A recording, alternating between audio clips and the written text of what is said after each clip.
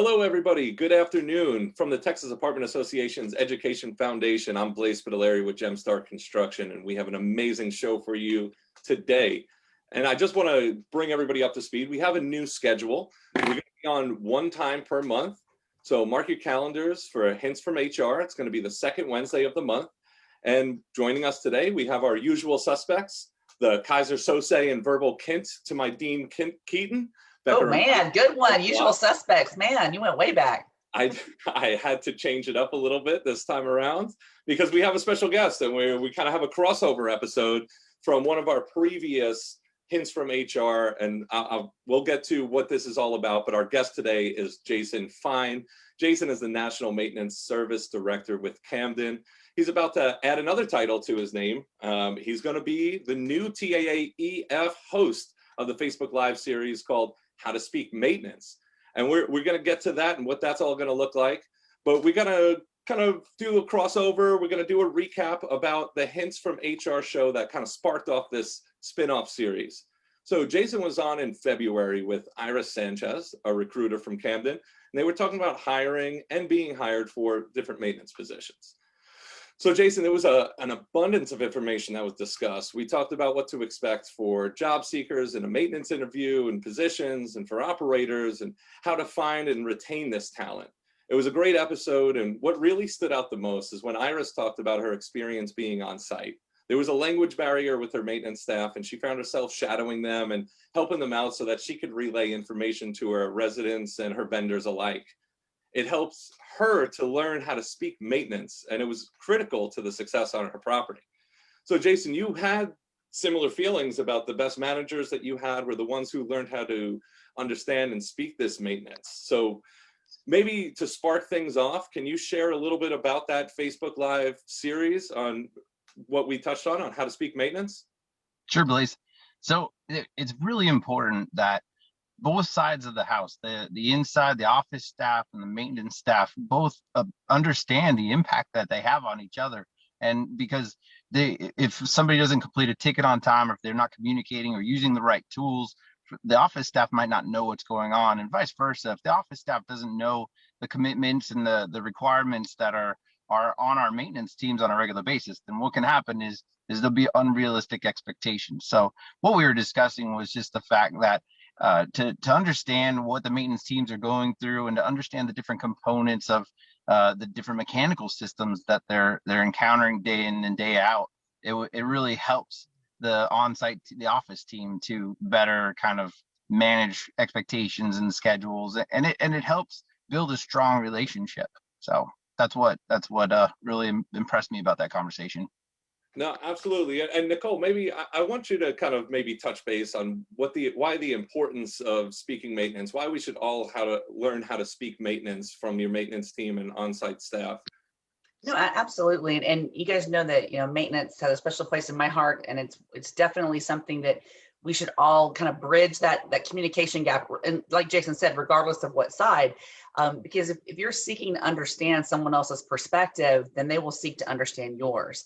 And so if you look back, whether, you're a job seeker that's looking to join, the maintenance and multifamily or the office side of the house, or you already are an operator, you have to understand the contributions of both sides. And the best teams that you have worked on, or hopefully you've worked on, are the ones that do truly have an approach of one name, one team, to where they understand each other's perspectives. They understand the contributions. They understand the challenges. It's not just sunshine and roses all the time. What does the team struggle with, and how can we help them?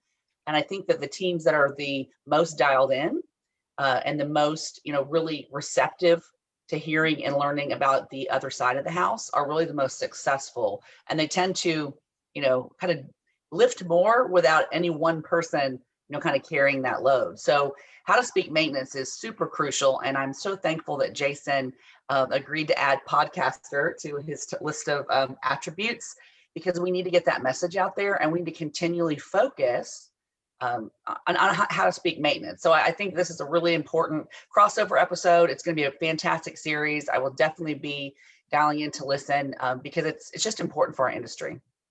No, it totally is important for our industry. I think, and it goes back to just communication as a whole, right? Yeah. I mean, we can't have any broken links in a successful operation. So really learning both sides of the coin and having, and dare I say, over communicate, but you really need to be on the same page in order to get the same message, to have the same goal, and to be successful. So I'm looking forward to this series as well. I think there's a lot to learn from it because, I mean, me on the construction side, and I service properties. I would love to tune in myself, and I highly recommend, not only for maintenance professionals and office staff, but vendors as well, or supplier partners. I apologize for using that terminology. I'm gonna get you. Correct. But our supplier partners can really benefit from this series as well. And I just want to say I'm looking forward to the first episode, and just going back to what the goal of this series is, right?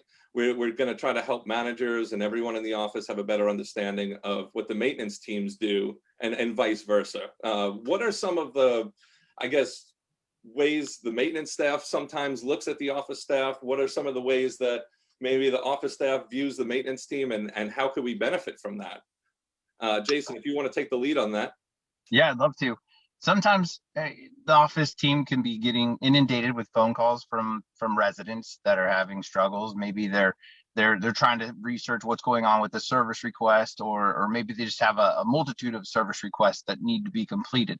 And if a maintenance team is behind or struggling to complete other projects, then it can kind of seem as if they're being put off to the back burner, if you will. So it's important that the office team understand what the maintenance team is going through, and that if they learn how to speak maintenance, right? That's how we kind of came up with that term. Was now all of a sudden they can understand, well, the team has a bunch of HVAC service requests, or they're getting the PMs done right now to get better prepared for the summer. And if they understand that they can kind of temper their expectations and be able to work with the maintenance team and give them a little flexibility. And with the maintenance team, they have to understand that if they're not spending the time and documenting things and utilizing the tools that are available to them to better outline their duties and what they're working on, then the office team won't even know what the maintenance team is working on. So, and that's the things that we're going to discuss in these podcasts, is the impact and what each team can do to better help each other out, as well as we're going to bring in some different HVAC experts or plumbing experts, and we're gonna talk to them, and we're gonna pick their brains. And I'm excited to even bring on some maintenance supervisors from other companies to be able to include them in the conversation, and maybe get a little bit more insight into what they're going through. So it's going to be really exciting. It's going to be chock full of a bunch of great information, and we're going to be able to kind of outline, how to better understand what's going on out in the maintenance world. Earlier this year, TAAEF started a maintenance council. We wanted to really understand what are the needs and wants, and how can we help bring in new talent into the industry, and how can we just better support you? This year we saw how critical the maintenance teams are for our properties and for our residents. And, we don't always give them the due that they deserve. And so this is a way to really hear from a group of people. The Maintenance Council is a way to hear from a group of people on what we can do and what we can do to help them, and how we can better bring in the talent that's going to be right for them. And, we hope to bring on some of those folks, some of those Maintenance Council members, operators, managers, folks who can add to the conversation as well. And we're really excited for it.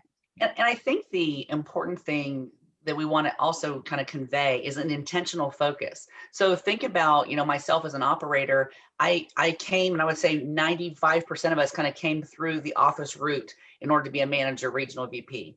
So we had almost an inherent bias to maintenance, unless we were kind of raised with the maintenance teams, if you will, during our career. So we have to have an intentional focus on their contribution, their perspective, in order to open up that two-way communication. And so I think that in my past, the times that I've sat down and spent that time, it's time well spent. I've learned a ton. Again, I want to go get my certified in CAMT and EPA now. Jason knows I'm not the first call. If your AC goes out, please don't. But I also wanted to just have a perspective of what my service teams did. And so I think that having that intentional focus, especially for an operator, it's just going to be critical. And I think that sharing that perspective with our maintenance teams, it also is going to be amazing. I can't wait to see it and hear it. But being intentionally focused, especially for the managers, because we probably didn't come up through those experiences and those roles whenever we became the community manager. No, you're absolutely right, Nicole. And just it's not only talent that we're going to speak of. We're not going to speak of our supplier partners as well. We're going to talk about the tools that we're going to be utilizing in order to strengthen our communication. And I don't know if you guys want to jump into what some of the upcoming episodes are going to be. Maybe I think we're going to start off. I don't know if we're going to start off with this one in particular, but we have a few topics that we are going to dive into. And the first one is, and I love this initial title because it just reminds me of that Nelly hit, but it's getting hot in here and it's almost HVAC season. So summer is on the way. So what do we need to look forward to this HVAC episode that's going to be coming up real soon, Jason? Yeah, no, we're going to break down HVAC systems, because I know a lot of people, if they look at it, they look at an HVAC system, it can seem overwhelming, right? You see all these pipes and wires and different components. So we're going to try to break it down. We're going to break down the important pieces of an HVAC system. We're going to have a great professional with us that has been working with HVAC 20 plus years. We're also going to talk about what to do during PMs and how to make sure that you're better prepared for the summer season. So it's going to be a great conversation. Well, and I think if I could just step in, you mentioned one of my favorite terms as an operator was always PM. And I think that's a topic that y'all are going to discuss as well. So PM, for anybody that hasn't heard them, it's not in the afternoon. It is, it's preventative maintenance. And it's a term that we coined. Obviously, have you done your PMs? It's our PM. So it's preventative maintenance and things that you focus on your community in order to save you time in the future. Things like cleaning your coils, right? Or changing out filters or things that you do anytime you're going into an apartment. I know Jason will take a whole topic on PMs. And it's kind of one of those things that people say they don't have time to do. They always have time to go back and fix all the problems, right, that are caused whenever the PM isn't done. So, that is going to be, probably my favorite episode so far. I'm privy to the lineup. So, but I love talking about PMs and the importance of it. Because I do think it's something that I think that people, when they get busy, they tend to put that off to the wayside instead of staying focused on getting it done.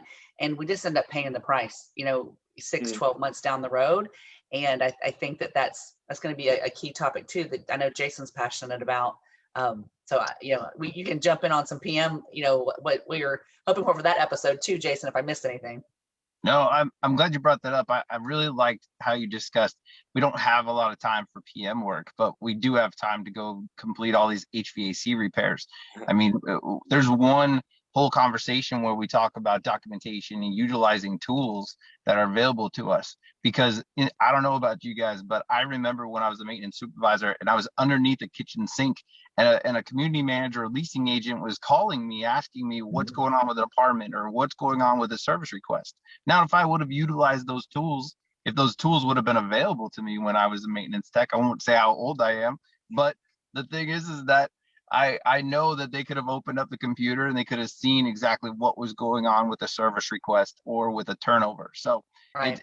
It's pretty cool that that's going to be the next conversation is getting rid of dry erase boards and utilizing tools. Don't scare the audience, Jason. Hold on, we got to ease it. We got to ease them into it, right? But you know what?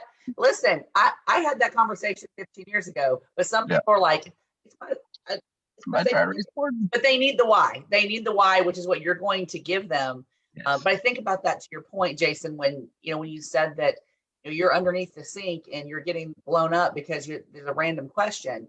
And that's part of that communication piece as well. I know that you'll talk about this in the subsequent episodes, but if you sit down as a team, again, office and maintenance, and you agree, what constitutes an emergency?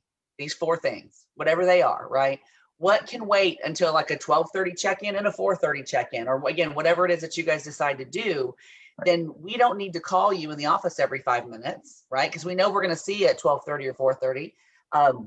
Or This is something Jason wants to know about right now. Like whenever, we get a call on the AC at 10:30, we don't tell you at 4:30, we tell you at 10:30, right? So it's just, what is it that constitutes an emergency to where you need to be called underneath that sink?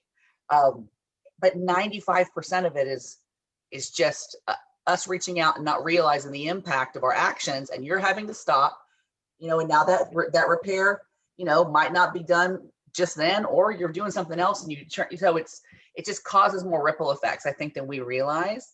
So just things like that, I think that will be so key with tips and tricks and best practices for your teams, again, to agree on what's an emergency, what questions should we ask when we get this call, so I think that's also something I can just picture you underneath that sink going like, oh. And I'm not a small guy. It's hard to be underneath the sink and then get your cell phone and be able to answer it. Yeah. Well, now you just pop your ear pod. You're like, hello, I'm gonna answer your AirPod, right?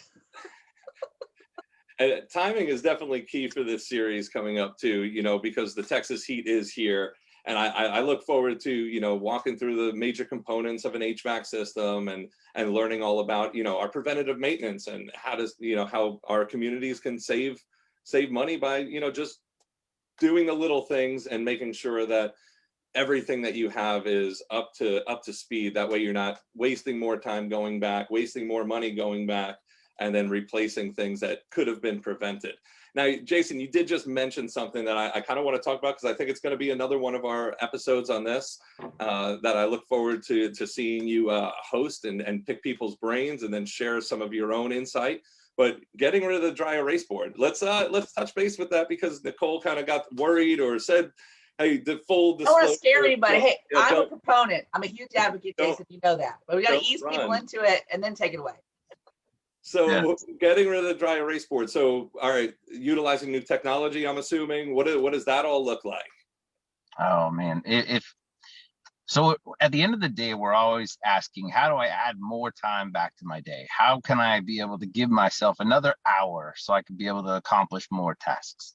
And if you take into account the amount of time it takes to look at a computer and then write all the information on a dry erase board and keep a dry erase board up to speed. And then on top of that, all of the team members have to go to that dry erase board to try to figure out what their next job is or what their next duty is.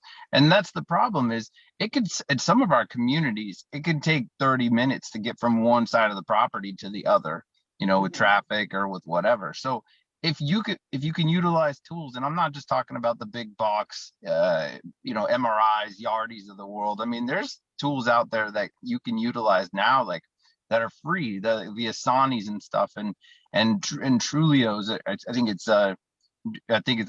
those different organizational apps. So, but if you're a small organizer, if you're a small operator, and you have maybe 2 or 3 properties, you can utilize these tools to be able to help communicate turn schedules and service requests or projects that you want to complete around the property. So then that way nobody has to drive 30 minutes across the property or 20 minutes across the property to go see what their next project is. Because if you think about it, if I have to go drive to a dry erase board in the maintenance shop 5 times and it takes 20 minutes to get there, you add it up. I mean, that can be a couple hours that you need to be able to be successful.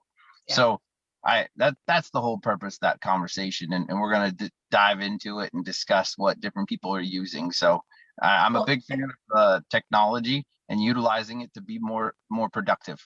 And it's going to be a good conversation. I would love, Jason, for you to use the example just as a quick teaser that you used during our intake call, which I thought illustrated kind of form over substance beautifully. And that was where you went into that community and they had all the same dates.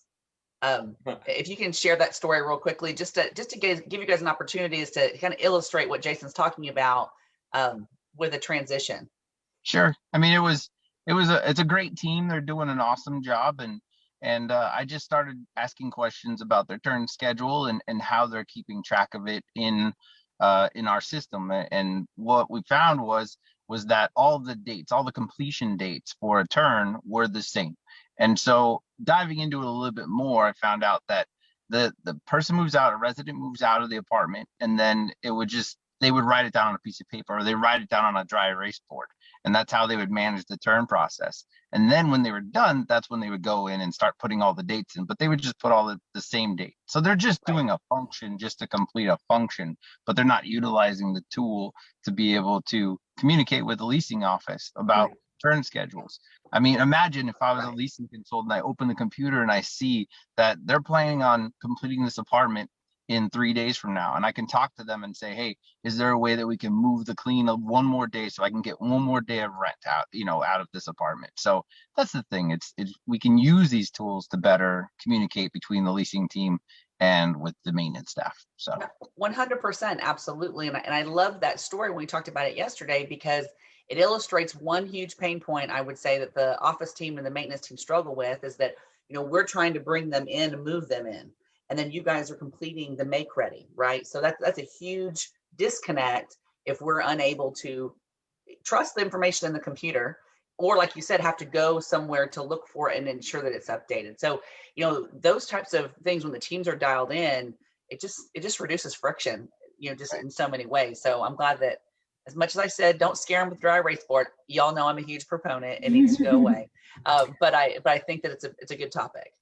Well, a couple other things I'd like to share about this series is that, we've talked about setting expectations throughout this series, throughout Hints of HR too, but that's such an important piece of communication is setting the right expectations so that your communication isn't, flawed, or you're not having to deal with, misunderstandings after the fact. So we really hope that will help with the relationship between the office and maintenance teams.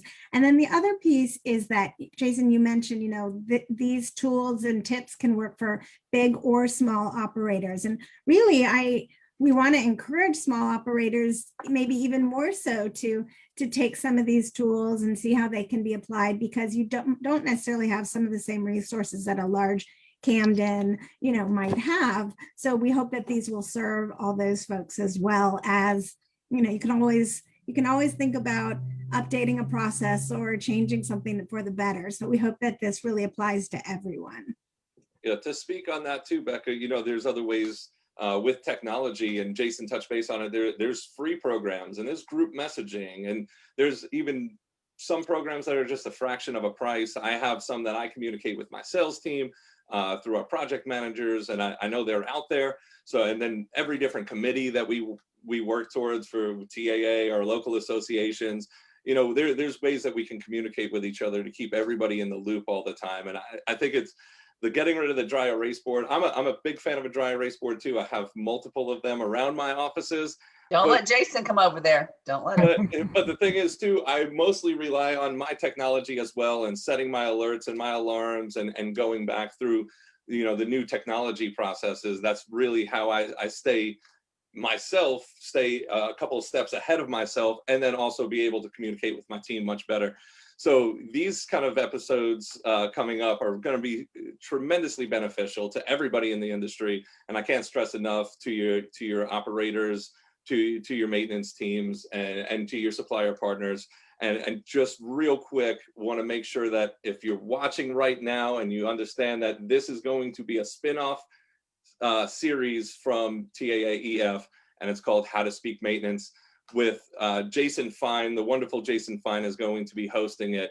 So it's going to kick off May 26th at 12:15. I'm sure we're going to plug that again here shortly. But anything that anybody wants to add real quick to really get everybody's emotions going for this, because I'm pretty pumped. Well, I think one thing that, I would love for Jason to speak on just a little bit. He kind of mentioned it, but, yes, communication is going to be a big topic. Yes, understanding the different sides and perspectives. But having people come in that have a skilled trade, that really intrigues me a lot. And I think that is not something we've seen. I think, either on our podcast or kind of out there. So, you kind of teased it a little bit, but what are some of the trades that you think it's important, that we schedule out these next 6 months, or that you're thinking of bringing on, so that we can learn more about the specific trade, not just maintenance in general? Yeah, no, we were talking about fire and life safety vendors, plumbers, HVAC vendors, definitely talking about the importance of annual inspections and what to look for in sprinkler rooms. Sometimes you go in a fire sprinkler room or a riser room, and it's just a bundle of pipes and a bunch of loud clinky, pumps, and it can get kind of confusing. And I've seen managers or district managers walk in and they just don't know what they're looking at. So I kind of want to demystify that sort of thing. I want to make sure that we show people what to look for when they're in these spaces. Then that way it's not confusing, and that extra set of eyes will help.